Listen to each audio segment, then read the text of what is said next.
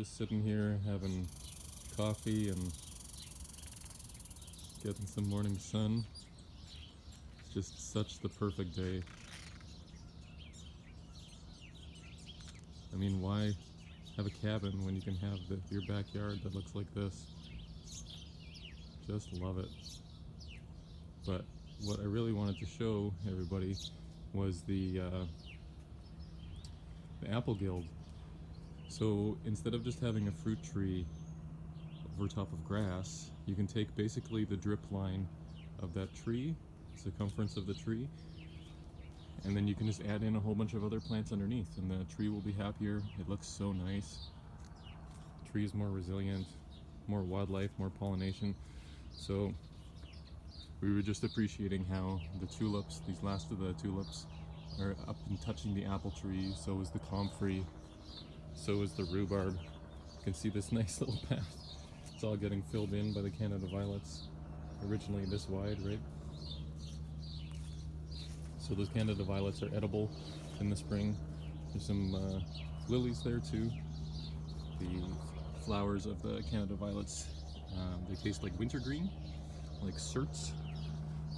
But yeah, the apples are really huge this year already. It's only June 10th. So there's an allium in there. There's a random parsnip growing in the trail. We just pulled a bunch of wild mint and raspberry suckers out of the wood chip irrigation trail here over the last couple days and gave them to some friends.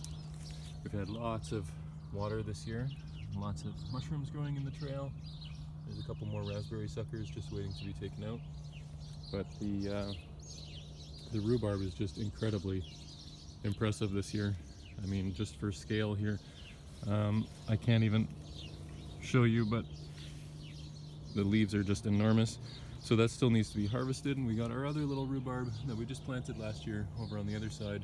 And the reason we like to do that rhubarb underneath the apple tree is that it literally catches any falling apples and slowly lets them down to the ground, just like a catcher's glove. So that's a really nice pattern if you want to repeat that. We got some wild ginger in here as well. There's a little bit of bergamot. So you see, you can have all kinds of different plants serving different functions. Soon the comfrey flowers are going to be opening, and the pollinators just love them. So yeah, why plant an apple tree over top of some grass when you can have a little forest? Wonderful. And just as an example of what a younger fruit tree guild would look like, we have our little pear tree here that we put in last year.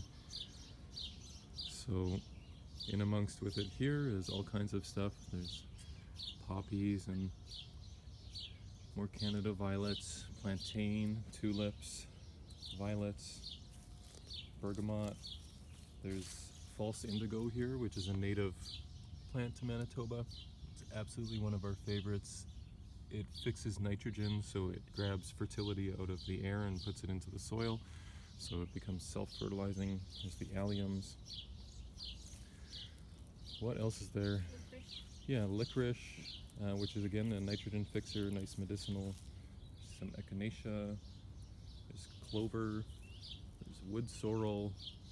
Self-seeded chamomile. Yeah, self-seeded chamomile. Here's that licorice. I'll see if I can get a shot of that. Yeah. This is a terrible video. I'm sorry, everybody. Okay, so here's that licorice. That's that one there. And that one. Yeah, so then over the years, the composition of the fruit tree guild will change as it fills in. You could plant strawberries along the border, whatever you like. There's a little pear forming. Yeah, and if you wanted to look at that false indigo, one of our absolute favorites, the pollinators adore it as well. Here's a more mature one.